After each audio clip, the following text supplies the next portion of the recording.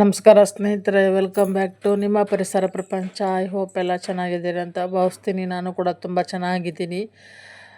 ನಿನ್ನೆ night morning ಏನಾಯಿತು ಅನ್ನೋದನ್ನು ಇವತ್ತು ವಿಡಿಯೋದಲ್ಲಿ ನಿಮ್ಮ ಜೊತೆ ಶೇರ್ ಮಾಡ್ತಾ ಇದ್ದೀನಿ. ಸೊ ಕೊನೆವರೆಗೆ ನೋಡಿ, ಲೈಕ್ ಮಾಡಿ, ಶೇರ್ ಮಾಡಿ ಅಂತ ಹೇಳ್ತಾ, ನಮ್ಮೂರಲ್ಲಿ ನಿನ್ನೆ ಸೋಮವಾರ ಸಂತೆ. ಸೊ ಈವ್ನಿಂಗ್ ಟೈಮಲ್ಲಿ ಸಂತೆ ಆಗುತ್ತೆ. ಸೊ ಹಾಗಾಗಿ ನಾನು ತರಕಾರಿ ಎಲ್ಲ ತೊಗೊಂಡು ಬಂದು ಇಡ್ಲಿ ಮಾಡೋಕ್ಕಂತ ಹೇಳಿ ರೆಡಿ ಮಾಡಿಟ್ಟಿದ್ದೆ. ಮತ್ತು ರೈಸ್ಗೆ ಇಟ್ಕೊಂಡು ಐಟಮ್ಸ್ ಎಲ್ಲ ತೆಗಿತಾ ಇದ್ದೆ. ತರಕಾರಿ ಎಲ್ಲ ನೋಡಿ, ದಿಢೀರ್ ಸಾಂಬಾರು ಹೇಗೆ ಮಾಡೋದು ಅಂತ ಹೇಳಿಬಿಟ್ಟು, ಮಜ್ಜಿಗೆ ಸ್ವಲ್ಪ ಮೊಸರಿದ್ರೆ ಸಾಕು. ನೋಡಿ, ಈ ಥರ ಮಜ್ಜಿಗೆ ಎಲ್ಲ ಮಾಡಿಕೊಂಡು ನೈಟ್ ಒಂದು ಊಟಕ್ಕೆ ಮಜ್ಜಿಗೆ ಮಾಡಿಕೊಂಡು, ಮಜ್ಜಿಗೆನ ಒಂದು ಸ್ವಲ್ಪ ಈರುಳ್ಳಿ, ಹಸಿಮೆಣ್ಸಿಕಾಯಿಯಿಂದ ಒಗ್ಗರಣೆ ಕೊಟ್ಕೊಂಡು ಮಜ್ಜಿಗೆ ಸಾಂಬಾರು ಮಾಡಿಕೊಂಡ್ರೆ ಅನ್ನಕ್ಕೆ ತುಂಬ ಟೇಸ್ಟಿಯಾಗಿರ್ತಕ್ಕಂಥದ್ದು ಸ್ನೇಹಿತರೆ.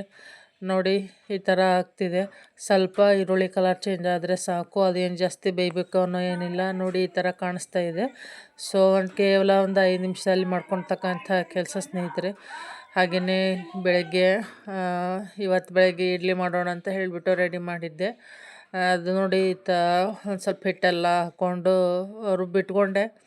ರುಬ್ಬಿಟ್ಕೊಂಡು ಸ್ವಲ್ಪ ಸೋಡಾ ಉಪ್ಪು ಹಾಕೋಣ ಅಂತ ಹಾಕಿಬಿಟ್ಟಿದ್ದೆ. ಸೋಡಾ ಏನಾಗ್ಬಿಟ್ಟಿದೆ, ಸ್ವಲ್ಪ ಜಾಸ್ತಿ ಆಗಿತ್ತೋ ಏನೋ ಗೊತ್ತಿಲ್ಲ. ನೋಡಿ, ಊಟಕ್ಕೆ ಅಂತ ಹೇಳಿಬಿಟ್ಟು ಕೂತ್ಕೊಂಡಿದ್ವಿ. ನೈಟು ಅನ್ನ ಸಾಂಬಾರೆಲ್ಲ ರೆಡಿ ಆಯಿತು. ಊಟ ಮಾಡಿ ಮಲಗೋದೆ ಅಂತ ಹೇಳಿ. ಮತ್ತು ಇವತ್ತು ಗುಡ್ ಮಾರ್ನಿಂಗ್. ನೋಡಿ, ಬೆಳಗಿನ ವಿಡಿಯೋ ಮಂಗಳವಾರದ ದಿವಸ ಬೆಳಗ್ಗೆ. ಇವತ್ತು ಮಂಗಳಗೌರಿ ಪೂಜೆ ಅಲ್ವಾ, ಶ್ರಾವಣ ಮಂಗಳವಾರ, 2ನೇ ಶ್ರಾವಣ ಮಂಗಳವಾರ. ಸೊ ಹಾಗಾಗಿ ಬೆಳಗ್ಗೆ ನೋಡಿ ಮಾರ್ನಿಂಗ್ ವೈಬ್ ಯಾವ ಥರ ಇದೆ ಅಂತ ಹೇಳಿಬಿಟ್ಟು ಹಾಗೆ ವಿಡಿಯೋನ ಕಂಟಿನ್ಯೂ ಮಾಡ್ತಾ ಇದ್ದೀನಿ. ಬೆಳಗ್ಗೆ ಕಸ ಗುಡಿಸಿ ಎಲ್ಲ ನೀಟಾಗಿ ಮಾಡಿಕೊಂಡು ಬಾಗಿಲೆಲ್ಲ ಪೂಜೆ ಮಾಡಿಕೊಂಡು ಒಳಗೆ ಹೋಗೋಷ್ಟೊತ್ತಿಗೆ 6ರಿಂದ 6:30 ಆಗೋಗುತ್ತೆ ಸ್ನೇಹಿತರೆ. 4:15ಗೆ ಎದ್ದಿದ್ದೀನಿ. ದೇವರೆಲ್ಲ ಕ್ಲೀನ್ ಮಾಡಿ ಇಟ್ಕೊಂಡು ಆಚೆ ಕಡೆ ಕೆಲಸ ಮಾಡ್ತಾಯಿದ್ದೀನಿ. ನೋಡಿ, ಟೈಮ್ ಬಂದು ಎಷ್ಟಾಗಿದೆ ಅಂತ ಹೇಳಿಬಿಟ್ಟು 6 ಗಂಟೆ ಆಗ್ತಾಯಿದೆ. ಇನ್ನು ಸಾಂಬಾರು ಮಾಡಬೇಕು, ಇಡ್ಲಿಗೆ ಚಟ್ನಿ ಮಾಡಬೇಕು, ಮಗಳಿಗೆ ನೀರು ಕಾಯಿಸ್ಬೇಕು. ಇಷ್ಟೆಲ್ಲ ಕೆಲಸ ಇದೆ. ಬೇಗ ಒಂದು ಕೆಲಸ ಮಾಡ್ಕೊತಾ ಕೂತ್ರೆ ಮತ್ತೊಂದು ಕೆಲಸ ಆಗೋಲ್ಲ. ಸೊ ಹಾಗಾಗಿ ಪೂಜೆ ಇರಲಿ, ಆನಂತರ ಮಾಡ್ಕೊಂಡ್ರೆ ಆಯಿತು ಅಂತ ಹೇಳಿಬಿಟ್ಟು ಇಷ್ಟೆಲ್ಲ ರೆಡಿ ಮಾಡಿ ಇಟ್ಟಿದ್ದೀನಿ. ಇವಾಗ ಪೂಜೆ ಮಾಡಿ ಸ್ನಾನ ಮಾಡಿಕೊಂಡು ಪೂಜೆ ಮಾಡ್ತಾ ಕೂತ್ರೆ ನನ್ನ ಮಗಳಿಗೆ ಬಾಕ್ಸಿಗೆ ರೆಡಿ ಆಗೋಲ್ಲ. ಸೊ ಹಾಗಾಗಿ ಅದ್ರಲ್ಲಿ ಪೂಜೆನ ಅಲ್ಲಿಗೆ ನಿಲ್ಲಿಸ್ಬಿಟ್ಟು ಇವಾಗ ನೋಡಿ, ಈ ಸಾಂಬಾರು ತುಂಬ ದಿನ ಆಗಿತ್ತು ಮಾಡಿ. ತರಕಾರಿ ಸಾಂಬಾರು, ಅವರೆಕಾಯಿ ತೊಗೊಂಬಂದಿದ್ದೆ, ಕ್ಯಾರೆಟು, ಬೀನ್ಸು, ಆಲೂಗಡ್ಡೆ, ಬೇಳೆ ಎಲ್ಲ ಮಿಕ್ಸ್ ಮಾಡಿಬಿಟ್ಟು ಸಾಂಬಾರು ಮಾಡೋಣ ಅಂತ ಹೇಳಿಬಿಟ್ಟು ಒಂದು ಸ್ವಲ್ಪ ಕಾಯಿ ತುರಿ ಹಾಕಿ ನೋಡಿ ಇದನ್ನೆಲ್ಲ ಕಟ್ ಮಾಡಿಕೊಂಡು ಬೇಯಲಿಕ್ಕೆ ಇಟ್ಕೊತಾ ಇದ್ದೀನಿ ಸ್ನೇಹಿತರೆ. ತುಂಬ ಇಡ್ಲಿಗಂತೂ ತುಂಬ ಚೆನ್ನಾಗಿ ಬರುತ್ತೆ ಸಾಂಬಾರು, ಟೇಸ್ಟಿಯಾಗಿ ಸಖತ್ತಾಗಿರ್ತಕ್ಕಂಥದ್ದು. ಹಾಗೆ ಮಕ್ಕಳು ತರಕಾರಿ ತಿನ್ನಲ್ಲ ಅನ್ನೋರಿಗೆ ತುಂಬ ಈಸಿ ಆಗ್ತಕ್ಕಂಥದ್ದು. ನೋಡಿ, ಇವಾಗ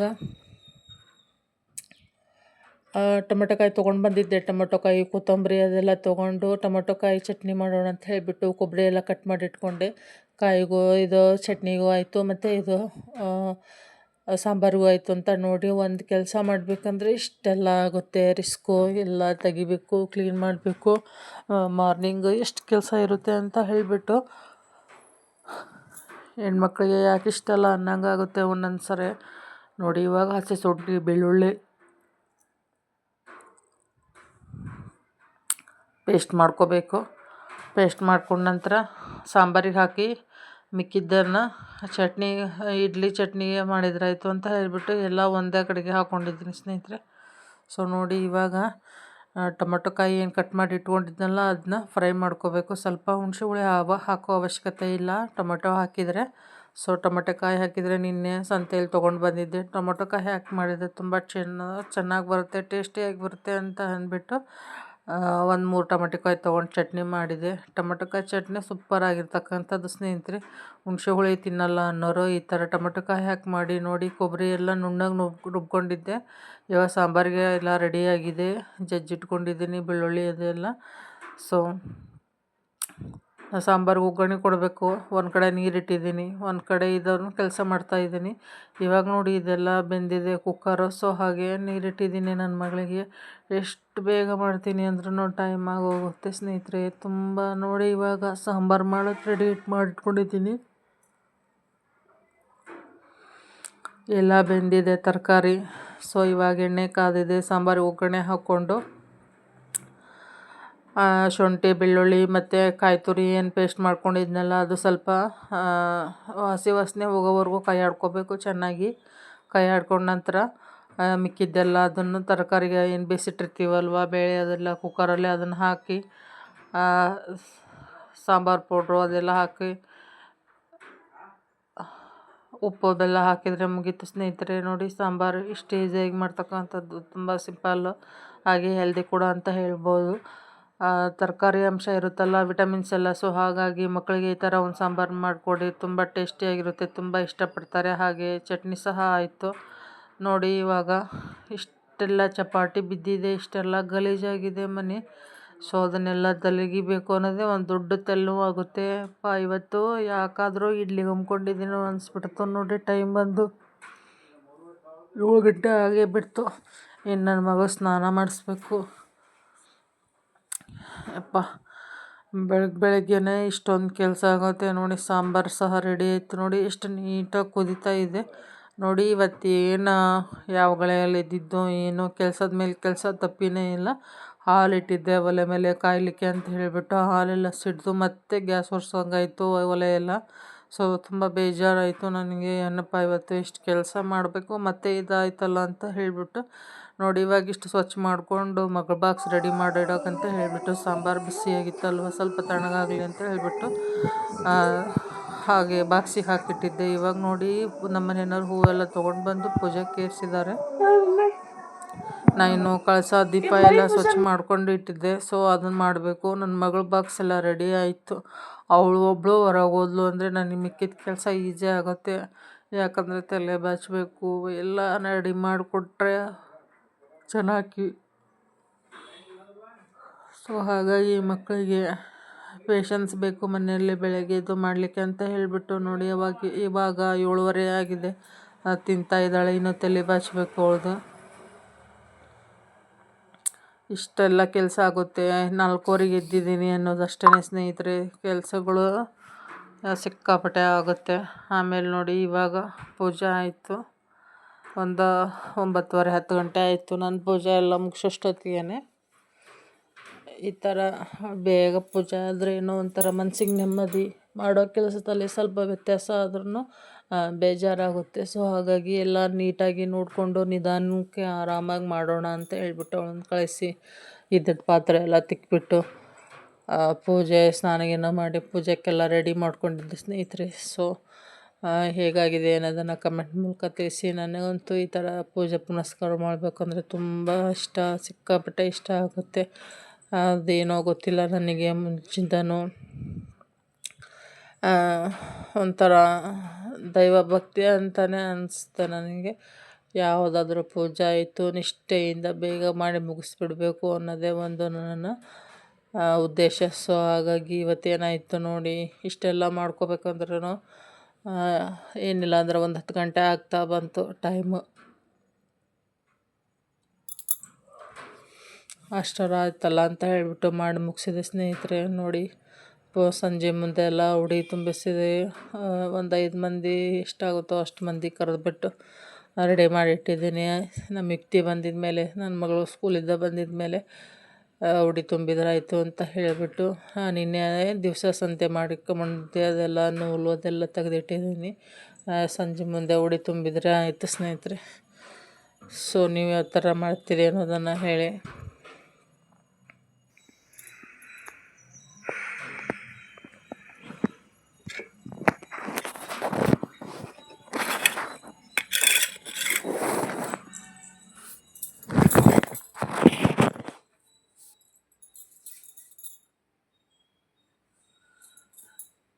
ಆಲ್ಮೋಸ್ಟ್ ಎಲ್ಲ ಪೂಜೆ ಮುಗಿದಾಗಾಯಿತು ಸ್ನೇಹಿತರೆ. ನಾವು ಶ್ರಾವಣ ಮಾಸದಲ್ಲಿ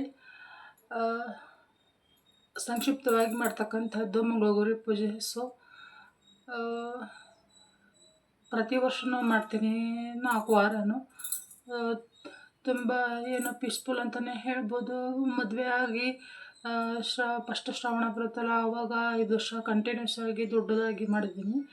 ಇವಾಗ ಏನು ಮಾಡ್ತಾಯಿದ್ದೀನಿ ಅಂದರೆ, ಇವಾಗ ಒಂದು 8 ವರ್ಷದಿಂದನೂ ಹೀಗೆ ದೇವ್ರ ಜಗಲಿ ಮೇಲೆ ಸಂಕ್ಷಿಪ್ತವಾಗಿ ಮಾಡ್ತಾಯಿದ್ದೀನಿ. ಸೊ ನನ್ನ ಒಂದು ಮಗಳ ಗುರು ಪೂಜೆ ಹೇಗಾಯಿತು ಅನ್ನೋದನ್ನು ಕಮೆಂಟ್ ಮೂಲಕ ತಿಳಿಸಿ.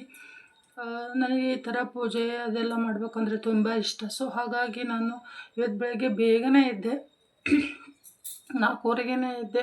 ಆದರೆ ಇಡ್ಲಿ ಮಾಡೋಕ್ಕಂತ ಹೇಳಿ ಹಮ್ಮಿಕೊಂಡಿದ್ದೆ. ಸೊ ಹಾಗಾಗಿ ತುಂಬ ಲೇಟಾಯಿತು ಮಾಡೋದು. ಇವಾಗ ಟೈಮ್ ಬಂದು ಒಂದು 9:30 ಆಗಿದೆ. ಸೊ ಇಷ್ಟೆಲ್ಲ ಮುಗಿಸ್ಕೊಂಡು ಅದೆಲ್ಲ ಕ್ಲೀನ್ ಮಾಡಿಕೊಂಡು ಅಷ್ಟು ಕಳಸ ಎಲ್ಲ ಎಳ್ದು ಸ್ವಚ್ಛ ಮಾಡಿಕೊಂಡು ನೀಟ್ ಮಾಡ್ಕೊಳ್ಳೋ ಅಷ್ಟೊತ್ತಿಗೆ ಟೈಮ್ ಆಗೋಗುತ್ತೆ. 1 ತಾಸು ಬೇಕಾಗುತ್ತೆ ಅಷ್ಟು ಸ್ವಚ್ಛ ಮಾಡ್ಕೊಳ್ಳೋದು.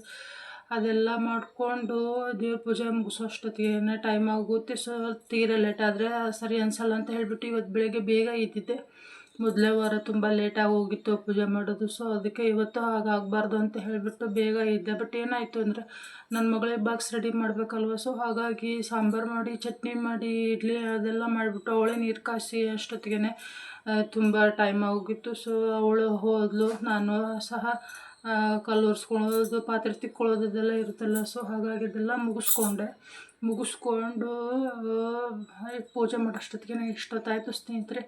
ಸೊ ನಾನಂತೂ ಪ್ರತಿ ವರ್ಷವೂ ಇದೇ ಥರ ನನಗೆ ದೇವರು ಅವರು ಹೇಗೆ ಕೊಡ್ತಾರೋ ಆ ಥರ ನಾನು ಪೂಜೆ ಮಾಡ್ಕೊತಾ ಹೋಗ್ತಿದ್ದೀನಿ. ಸೊ ನೀವು ಯಾವ ಥರ ಎಲ್ಲ ಮಾಡ್ತೀರ ಅನ್ನೋದನ್ನು ಕಮೆಂಟ್ ಮೂಲಕ ತಿಳಿಸಿ. ನಾನು ಪ್ರತಿಯೊಂದನ್ನು ಹಬ್ಬ ಇರ್ಬೋದು, ಹುಣ್ಣಿಮೆ ಇದು ವಿಶೇಷವಾಗಿ ಆಚರಿಸ್ತೀನಿ. ಅದೇನಂತಂದರೆ ನನಗೆ ಒಂಥರ ಏನೋ ಖುಷಿ ಅನಿಸ್ತೈತಿ ಮನ್ಯಾಗ ಪೂಜೆ ಅದೆಲ್ಲ ಮಾಡಬೇಕು ಅಂತ ಅಂದ್ರೆ.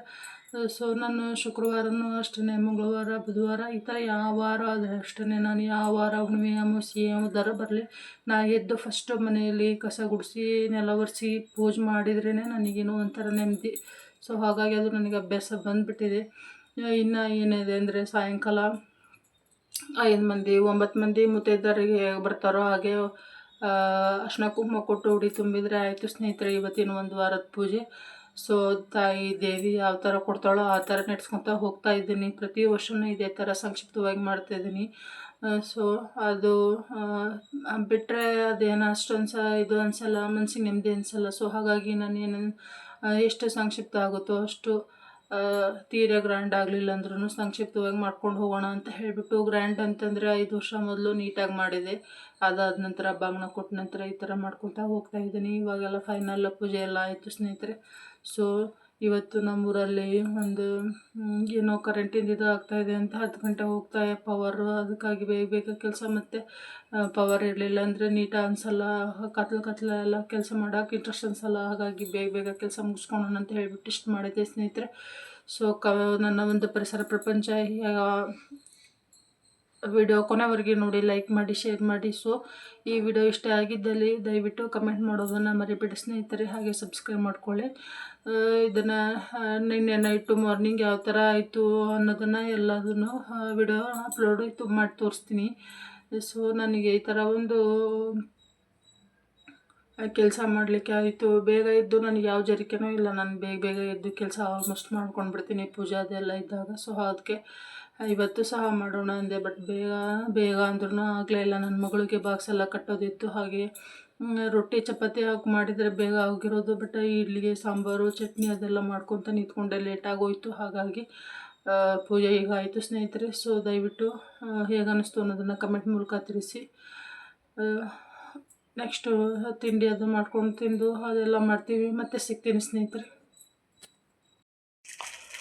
ನೋಡಿ, ಈ ಥರ ಮನೆಯಲ್ಲಿ ಲೋಬಾನ ಅಥವಾ ಧೂಪ ಏನಾದರೂ ಹಾಕೋದ್ರಿಂದ ಮನೆಯಲ್ಲಿ ಆಗ್ತಕ್ಕಂಥ ಕೆಟ್ಟ ಗಳಿಗೆ ಇರ್ಬೋದು, ಕೆಟ್ಟ ಸಮಯ ಇರ್ಬೋದು, ಇಲ್ಲ ಯಾವುದಾದ್ರೂ ಕೆಟ್ಟ ದೃಷ್ಟಿ ಬಿದ್ದರೆ ಹೋಗುತ್ತೆ ಅನ್ನೋದು ಒಂದು ನಂಬಿಕೆ ಇದೆ. ಸೊ ಹಾಗಾಗಿ ಈ ಥರ ಧೂಪ ಹಾಕಿ ಎಲ್ಲ ಪೂಜೆ ಮಾಡ್ತಕ್ಕಂಥದ್ದು ಸ್ನೇಹಿತರೆ. ಧೂಪ ಹಾಕಿದರೆ ಏನಾಯ್ತು ಅಂದರೆ ಮನೇಲಿ ಏನೋ ಒಂಥರ ಪೀಸ್ಫುಲ್ ಅಂತಲೇ ನೆಮ್ಮದಿ ಅನಿಸುತ್ತೆ. ಸೊ ಹಾಗಾಗಿ ಈ ಥರ ಧೂಪ ಹಾಕೋದ್ರಿಂದ ಕೆಟ್ಟ ಶಕ್ತಿ, ನರಕ ಶಕ್ತಿ ಇರ್ತಕ್ಕಂಥವು ಹೋಗ್ತವೆ ಅನ್ನೋದು ನಂಬಿಕೆ ಇದೆ. ಸೊ ಅದಕ್ಕಾಗಿ ಇದನ್ನು ಹಾಕಿದ್ದೀನಿ. ನಿಮಗೇನು ಅನ್ನಿಸ್ತು ಅನ್ನೋದನ್ನು ತಿಳಿಸಿ. ಹಾಗೆ ನನ್ನ ಪೂಜೆ, ಮಂಗಳಗೌರಿ ಪೂಜೆ ಯಾವ ಥರ ಆಗಿದೆ ಅನ್ನೋದನ್ನು ಕಮೆಂಟ್ ಮೂಲಕ ತಿಳಿಸಿ. ಸೊ ನೋಡಿ ಸ್ನೇಹಿತರೆ, ಇವಾಗ ಇಡ್ಲಿ ಹಿಟ್ಟು ಏನಿದೆ ಅಲ್ವಾ, ರುಬ್ಕೊಂಡಿರ್ತಕ್ಕಂಥದ್ದು ಯಾಕೋ ಏನೋ ಗೊತ್ತಿಲ್ಲ, ತುಂಬ ದಿನ ಆಗಿತ್ತು ಮಾಡಿ. ತುಂಬ ದಿನ ತಿಂಗಳು ಗಂಟ್ಲೆ ಆಗಿತ್ತೋ ಏನೋ ಯಾಕೋ ಸ್ವಲ್ಪ ವ್ಯತ್ಯಾಸ ಆಗಿಬಿಡ್ತು ಇಡ್ಲಿ ಹಿಟ್ಟು ಮಾಡೋದ್ರಲ್ಲಿ. ನೋಡಿ ಇದು ಸೊಳ್ಳೆ ಬತ್ತಿದಂತೆ. ನಾನು ಹರ್ಬಲ್ ಟೈಪರೇ ಇದೆ ಅಂತ ಹೇಳ್ಬಿಟ್ಟು ನಮ್ಮ ಮನೆಯವ್ರು ತಂದು ಕೊಟ್ಟಿದ್ದಾರೆ. ಇದನ್ನು ಹಚ್ಬಿಡು, ಸೊಳ್ಳೆ ಎಲ್ಲ ಇದಾಗುತ್ತೆ ಅಂತ ಹೇಳಿಬಿಟ್ಟು ನೋಡೋಣ ಅಂತ ಹೇಳಿಬಿಟ್ಟು. ಸೊ 10 ರೂಪಾಯಿ ಒಂದು ಪ್ಯಾಕೆಟು ಅಂತ ಹೇಳಿ ತಂದಿದ್ದಾರೆ ಸ್ನೇಹಿತರೆ. ನೋಡಿ ಯೂಸ್ ಮಾಡೋಣ. ಸೊಳ್ಳೆ ಮಾರ್ಕ್ ಸಹ ಕೊಟ್ಟಿದ್ದಾರೆ. ಸೊಳ್ಳೆ ಎಲ್ಲ ಹೋಗುತ್ತೆ ಅಂತ ಹೇಳಿಬಿಟ್ಟು ಯಾವುದೇ ಕೆಮಿಕಲ್ ಯೂಸ್ ಮಾಡಿಲ್ಲ. ಹರ್ಬಲಲ್ಲಿ ಅಂದರೆ ಇದೇನು ಮಾಡಿರ್ತಕ್ಕಂಥದ್ದು ಅಂತ ಹೇಳಿಬಿಟ್ಟು. ನೋಡಿ ಇವಾಗ ಚಟ್ನಿ, ಇಡ್ಲಿ, ಸಾಂಬಾರು ರೆಡಿಯಾಗಿರ್ತಕ್ಕಂಥದ್ದು. ನನಗಂತೂ ಸಿಕ್ಕಾಪಟ್ಟೆ ಹೊಟ್ಟೆ ಹಸಿವಾಗಿತ್ತು. ಸೊ ತಿಂತಾ ಇದ್ದೆ. ಇಡ್ಲಿ ಹಿಟ್ಟು ತೆಳುವಾಗಿದೆಯೇನೋ, ಸೋಡಾ ಜಾಸ್ತಿ ಆಗಿದೆನೋ ಗೊತ್ತಿಲ್ಲ. ಸ್ಮೂತ್ ಇದೆ, ಬಟ್ ಏನಕ್ಕಾಗಿದೆ ಅನ್ನೋದು ಗೊತ್ತಿಲ್ಲ. ಸೊ ಇವತ್ತಿನ ವಿಡಿಯೋ ತಮ್ಮೆಲ್ಲರಿಗೂ ಇಷ್ಟ ಆಯಿತು ಅಂತ ಭಾವಿಸ್ತೀನಿ. ಮತ್ತೊಂದು ವಿಡಿಯೋದೊಂದಿಗೆ ಸಿಗ್ತೀನಿ ಸ್ನೇಹಿತರೆ. ಧನ್ಯವಾದಗಳು. ಸಬ್ಸ್ಕ್ರೈಬ್ ಮಾಡೋದು ಮರಿಬೇಡಿ.